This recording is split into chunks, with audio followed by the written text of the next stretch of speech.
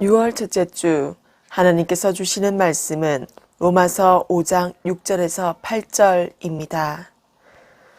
우리가 아직 연약할 때의 기약대로 그리스도께서 경건하지 않은 자를 위하여 죽으셨도다.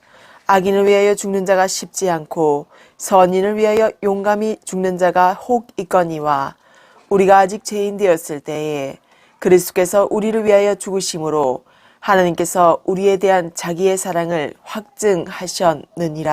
아멘. 바울은 의롭다 하심을 받은 자가 누릴 미래의 영광을 확증시킵니다. 신자의 현재 칭의 경험이 미래의 심판에서 건져줄 것인가 하는 근본 질문을 다루고 있는데, 이 질문에 대해 바울은 믿음으로 칭의 경험을 한 신자들은 하나님의 영광에 동참하리라는 소망 중에서 즐거워하고 있으며, 그러한 소망은 그들을 결코 부끄럽게 하지 않을 것이라고 대답합니다. 신자들은 이미 예수 그리스도 안에서 하나님의 은혜의 성소에 들어가서 그와 더불어 평화를 누리는 자들입니다. 때문에 그들은 더 이상 다가올 하나님의 진노 때문에 위협을 당하지 않는다는 것입니다. 바울은 신자들이 세상에서 당하는 싸움과 갈등을 의식하고 있기는 하지만, 그러한 싸움과 갈등은 그들의 확신과 평화를 위협하지 못하며 도리어 보다 큰 확신을 줄 뿐이고, 하나님은 고난을 통해서 성도들이 더 잘 인내하고 견인하도록 만드신다고 강조합니다. 인내를 하면 연단된 성품을 가지게 되며, 연단된 성품은 소망을 가지게 만듭니다. 하나님은 이런 식으로 역사하시기 때문에 그들은 고난 중에서도 즐거워할 수 있는 것입니다. 신자들이 소망 중에서 즐거워해야 하는 것은 그리스도 안에서 그들을 향한 하나님의 사랑이라는 흔들릴 수 없는 토대가 있기 때문입니다.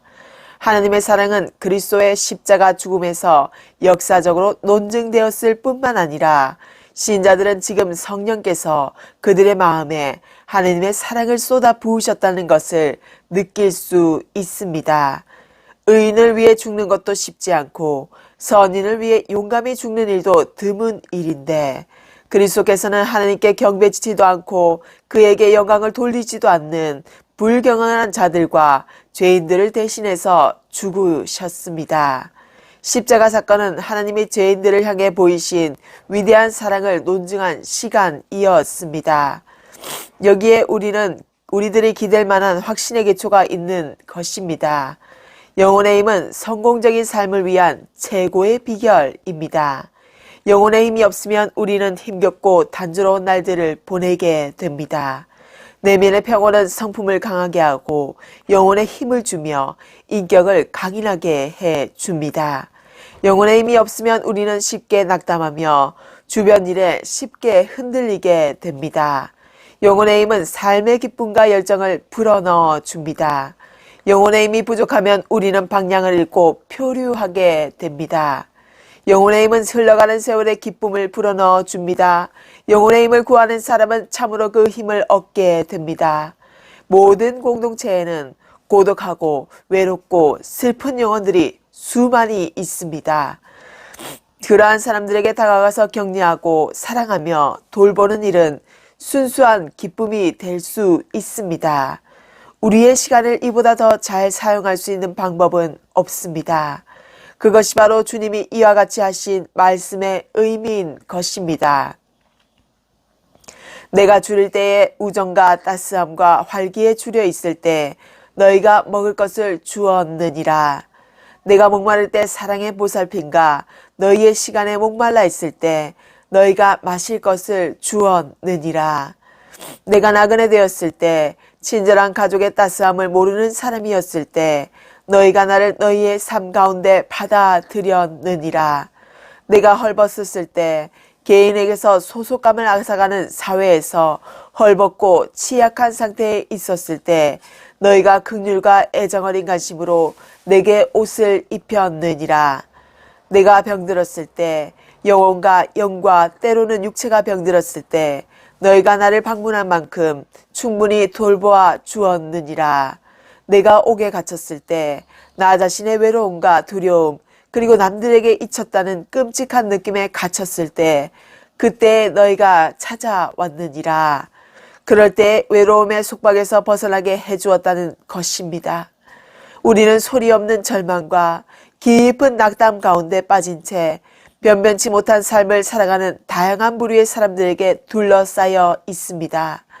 관심을 기울이는 다른 사람의 따스한 손길과 다정한 말을 애타게 갈망하는 사람들, 때로는 여러 날 여러 주 동안 문 앞에서 우리의 발걸음 소리가 들리기를 기다리는 사람들, 진심 어린 포옹이 주는 평온한 안심을 기다리는 사람들, 즐거운 농담과 사랑스러운 웃음이 주는 행복감과 기쁨을 기다리는 사람들, 우리의 영혼의 힘이 자신들에게로 흘러넘치기를 기다리는 사람들에게 우리는 둘러싸여 있습니다. 이 세상을 더 밝고 더 나은 장소로 만들기 위해서는 단지 시간이 필요할 뿐입니다. 지혜롭게 잘 보내는 우리의 시간, 나의 시간이 필요한 것일 뿐입니다. 우리 가운데에는 사회를 개선하기 위해 세련된 프로그램이나 고도로 짜인 공동체 계획을 찾는 사람들이 너무나 많이 있습니다. 우리가 마음대로 사용할 수 있는 모든 시간이 아무것도 하지 않는 빈손 사회로 빠르게 빠져나가고 있음에도 말입니다. 그 시간은 활용되지 않고 낭비되고 허비되고 있습니다. 그렇다고 일부러 착하게 살려고 아등바등 애써야 한다는 말은 아닙니다. 오히려 이것은 하나님의 은혜로우신 성령께 민감해야 한다는 말입니다. 성령께서는 우리가 길에서 마주치게 되는 사람들에게 우리의 시간을 내주라고 손짓합니다. 성령께서 그렇게 하실 때 나는 그리스도께서 내 안에 거하시는 것처럼 그들 안에도 거하신다는 사실을 기억해야 합니다. 주님은 나를 돌보시듯이 그들도 돌보십니다. 이 개인적인 만남을 통해 주님은 내가 주님을 섬기고 다른 사람을 섬길 기회를 주십니다. 이것은 우리가 느낄 수 있는 인자한 방식으로 사람을 만지시는 주님의 특별하고도 자비로운 방법입니다. 이를 통해 나는 평온한 만족과 온화한 힘을 직접 나누어 줄 수 있는 것입니다. 이것은 모험입니다. 이러한 식으로 내준 시간은 언제나 기쁨으로 우리에게 돌아옵니다. 비록 짧은 시간일지라도 다른 사람에게 우리 자신을 바치는 것은 삶에서 새로운 기쁨을 발견하는 일이며 우리가 보잘것없는 삶에서 영원한 가치가 있는 거룩한 차원을 발견하는 일입니다. 지혜로운 사람들에게서조차 보기 드물고 인상적인 시간에 대한 또 다른 관점이 하나 더 있습니다. 우리에게 맡겨진 이 소중한 자원에 대해 우리는 실제로 더 많은 것을 발견하는 것 같습니다. 우리에게 성찰할 시간, 방문할 시간, 기도할 시간, 우리 아버지 되시는 분과 조용히 교감할 시간, 좋은 책을 읽는 시간, 영감을 주는 음악을 즐길 시간, 조용히 산책할 시간, 도움의 손길이라 즐거운 격려의 말이 필요한 사람들을 도와줄 시간 등이 있습니다. 이러한 목록을 끊임없이 계속 열거할 수 있습니다. 세상에는 우리의 관심을 사로잡고 우리의 지성에 도전을 주고 우리의 시야를 넓혀주는 수많은 관심사가 있습니다. 물론 우리 중 많은 사람이 이렇게 하기 어려운 것은 사실입니다. 우리 가운데 소수의 사람만이 지속적인 기쁨으로 자신의 날들을 장식하기 위해 시간을 쏟는 겸손한 기술을 배웠던 것입니다. 우리는 쉴 새 없이 움직이는 사회에 살고 있습니다. 우리는 우리가 해야 하는 한 가지 일에서 다음 일로 미친 듯이 열을 내며 돌진합니다. 우리는 최소의 시간에 최대의 활동을 하도록 길들여져 있는 것입니다. 현대인 대부분에게 스트레스와 긴장은 삶의 날실과 시실과도 같습니다. 단순히 우리가 얼마나 바쁜 시간을 보냈느냐 또는 얼마나 많은 경험을 했느냐로 삶의 질을 측정하거나 평가할 수 없습니다. 우리 모두의 삶을 평가하는 근본적인 기준은 오직 한 가지 뿐입니다. 바로 삶의 평온함의 깊이와 영혼의 힘입니다. 그리고 그것은 그리스도에게서 나온 것이어야 합니다. 이러한 모든 일에는 시간이 듭니다. 생각을 할 시간도 필요합니다. 나의 관심도 필요합니다. 그러나 그 시간은 풍족한 보상을 받는 잘 투자한 시간으로 내 마음의 근고에 커다란 본질적인 가치에 대한 영원한 기억을 남겨줍니다. 이 모든 것이 우리의 시간, 우리의 생각, 우리의 관심을 기울여야 마땅합니다. 우리가 사랑을 품고 그들에게 시간을 쏟을 때 우리는 그 사건들로 인하여 더 풍요로워지게 됩니다. 거룩하고 온전한 사람이 되기 위해서는 시간이 필요합니다. 그러나 그렇게 사용된 시간은 영혼을 위해 잘 투자된 시간이기도 합니다. 인생의 속도를 조금은 낮춰 보십시오. 줄어든 힘의 연약함에 맞추어 삶의 걸음걸이를 조절해 보십시오. 순간을 음미하는 방법을 배워야 합니다. 회복시키는 생명의 셈인 그리스도의 임재를 깊이 들이마십시오. 그리스도께서 내게 다가오시듯이 고통당하는 사람에게 다가가야 합니다.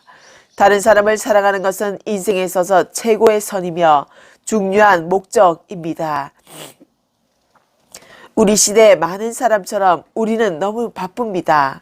너무 정신이 팔려 있었고 너무 서둘렀으며 너무 일에만 매달리고 있습니다. 그 일을 끝내려고 지나치게 열심을 냈었고 그래서 도중에 다른 사람에게 자비를 베풀 시간도 마련하지 못한 채로 살아가고 있는 것이 우리의 사회 현실이기도 합니다. 하나님은 우리가 하루씩 살도록 허락하셨습니다.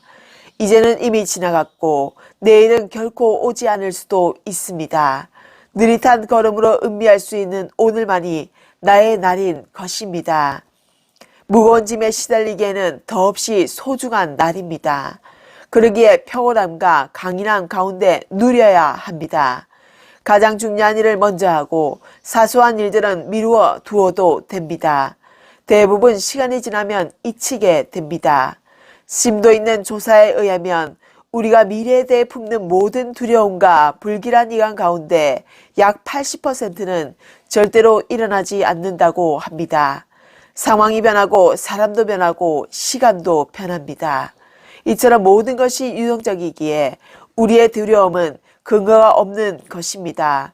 그러나 우리가 그리스도를 잠잠히 신뢰한다면, 우리 아버지를 조용히 믿고 의지한다면 오늘을 의미할 수 있는 안식이 임할 것입니다. 주님은 변함이 없으시기에 우리를 실망시키지 않으십니다. 더구나 주님만이 내일 일을 모두 알고 계십니다.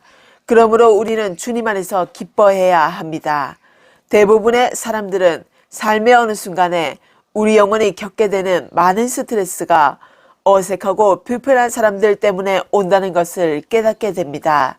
그런 사람들은 이런저런 이유로 우리와 확연하게 달라서 받아들이기 어려워 보이는 사람들입니다.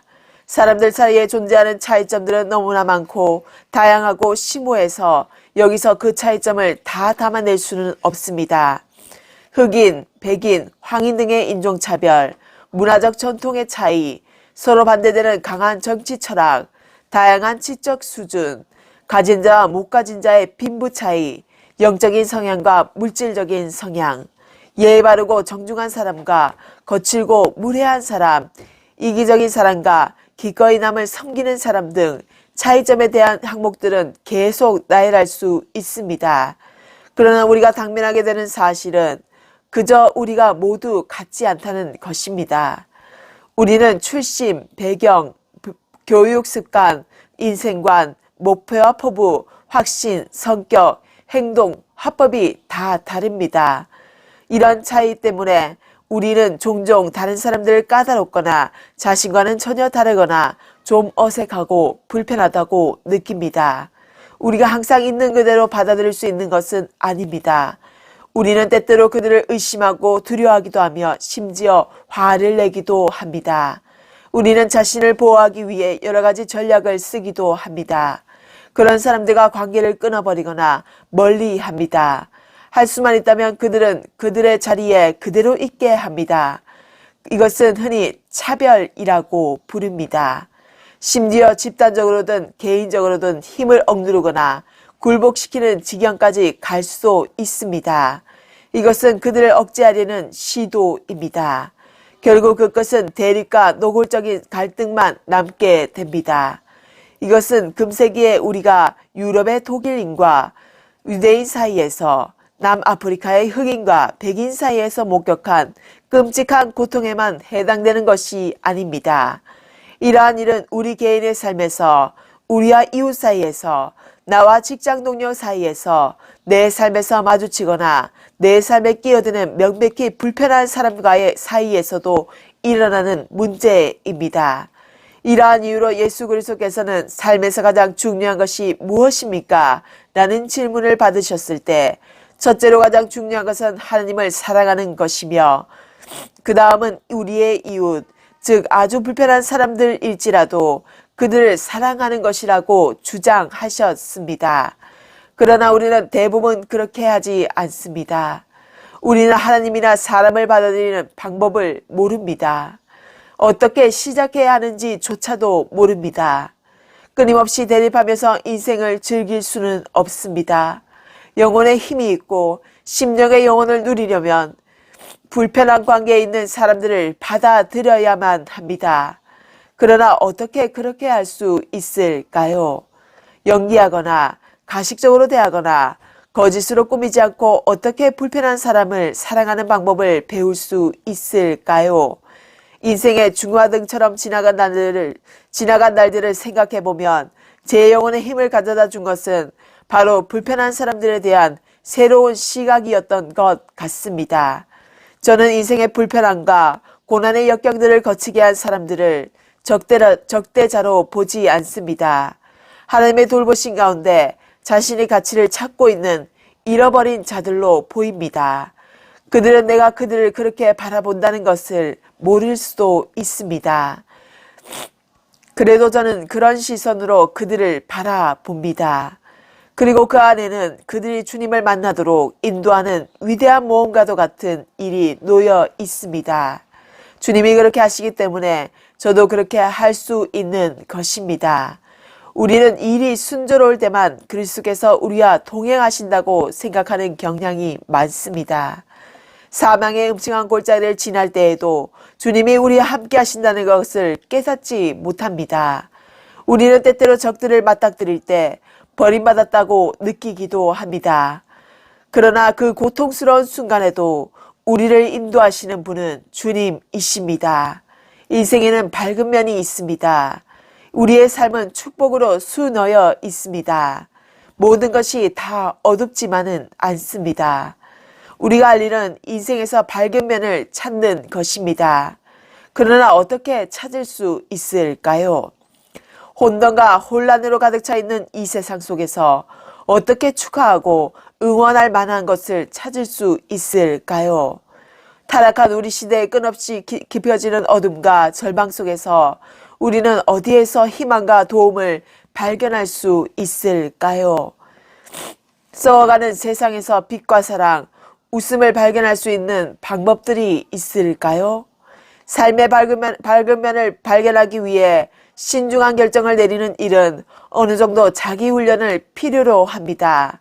그 일에는 삶의 길에서 그리스도와 개인적으로 갖는 친밀한 교제를 발전시켜 나가는 게 필요합니다. 또한 우리 아버지의 돌보신 가운데 고요히 안식하는 평온하고 확신에 찬 믿음, 영혼 속에 새로운 희망을 싹트게 하는 믿음을 요구합니다. 인간의 창의력에 의해 고안되고 설계되고 건설된 이 도시 환경 가운데서 인류는 자연에서 비롯되는 고독과 고요함이 주는 치유의 혜택과는 단절되어 있습니다. 우리는 어려운 환경과 여건 가운데서도 우리 아버지이신 하나님, 그리고 우리의 친구이신 그리스도와 친밀히 교제하는 삶을 살면서 매 시간, 매해 배워야 합니다. 우리는 의롭다 하심을 얻음으로써 죄의 형벌에서 면제를 받았을 뿐만 아니라 죄의 세력과 그 영향에서 벗어날 수 있게 된 사람들입니다. 우리의 이러한 구원 경험은 단지 칭의가 말하는 법률적 관점에서만 말할 수 있는 것이 아닙니다. 왜냐하면 그는 의롭다 하심을 얻음으로써 동시에 옛사람에 대해 죽고 예수 그리스도와 함께 부활의 새 생명으로 태어난 사람이기 때문입니다. 뿐만 아니라 저의 폭군적 세력이 통치하던 영역에서 은혜와 성령의 보다 강력한 통치 영역으로 옮겨간 경험을 한 사람들입니다. 여기서 기독교인의 윤리가 가능해집니다. 의롭다함을 얻은 신자는 하나님의 재판정에서 형별 면제를 받은 사람일 뿐만 아니라 하나님께서 은총의 선물로 주신 새 생명을 가지고 성령의 능력으로 하나님의 백성답게 살 수 있는 새로운 삶의 길을 경험한 사람입니다. 따라서 그는 하나님과 화평을 누리고 그의 은혜 보좌 앞에서 담대히 나아갈 수 있는 길을 걷게 되었고 하나님을 향하여 의와 거룩함이란 새로운 삶의 열매들을 나타낼 수 있는 하나님의 백성이 되었습니다. 신자들이 얻은 구원이란 이렇게 처음부터 분명한 윤리적 방향성을 가진 것이라 할 수 있습니다. 한국교회는 믿음으로 얻는 구원을 공짜 구원, 값싼 구원으로 여겨 그것이 지향하는 하나님의 백성다운 삶의 방향성을 상실하는 경우가 많습니다. 범람하는 세속과 도전 앞에서 도덕적인 침체와 부패라는 위기를 겪고 있는 한국교회가 예수 그리스도의 거룩한 몸으로서 회복해야 하는 이유가 바로 여기에 있다는 것을 기억하시길 바랍니다. 실제로 좋은 일이든 나쁜 일이든 삶의 모든 일에서 하나님의 손길을 찾는 능력과 역량이 우리로 하여금 삶의 밝은 면을 발견할 수 있게 해줍니다. 이 훈련은 우리 영혼을 강하게 하고 우리 심령에 감사의 불꽃이 일어나게 합니다. 우리에게 베푸시는 하나님의 자비가 매일 아침 새롭다는 살아있는 진리를 발견할 때 우리의 육신도 평안해지기를 진심으로 바라옵고 간구드립니다. 기도하겠습니다. 주님, 우리의 믿음이 아무리 강하고 단단하다고 하더라도 우리는 주님 앞에서는 마냥 어린아이와 같이 실수가 많은 인생들임을 절대적으로 고백합니다. 주님, 우리의 삶을 고쳐주소서. 우리의 삶이 땀방울이 핏방울이 되어 떨어진 예수 그리스도의 보혈의 피의 공로의 기도를 잊지 않게 하소서. 우리가 엘리후처럼 젊다고 사랑할 것이 못된다는 것을 교훈으로 젊은이들에게 깨달음을 주시고 우리가 노아처럼 당대의 의인이라고 자명하더라도 우리의 삶의 연수가 높고 낮다고 해서 우리는 하나님을 향해서는 모두 똑같이 심판대에 오를 인생들임을 별 인생이 없음을 기억하게 하여 주셔서 이웃을 차별하지 않는 차별이 없는 인생들이 되게 하소서. 예수 그리스도께서 우리에게 가르치신 산상수훈의 말씀들을 늘 기억하며 살게 하시고 우리의 심지가 가난하고 본성이 못되고 악하다고 하여도 우리를 훈련시켜서 순금과도 같이 연단시키시는 토기장의 하나님의 말씀에 순종하는 우리 모두가 되게 하소서. 달리다고 하고 일어난 소녀의 기적을 우리는 기억합니다. 이웃의 모습을 판단하거나 정죄하지 않고 우리 자신 속에서 영이 죽어가는 나의 모습을 먼저 보게 하소서. 영영토록 세세토록 주님 오실 날을 기다리며 그때서야 비로소 주님께서 참 진리이신 예수님을 알고 땅을 치며 후회하는 어리석은 자가 되지 않도록 우리의 미래를 예비하시고 재림하실 우리 구주 예수 그리스도의 이름으로 기도드립니다. 아멘.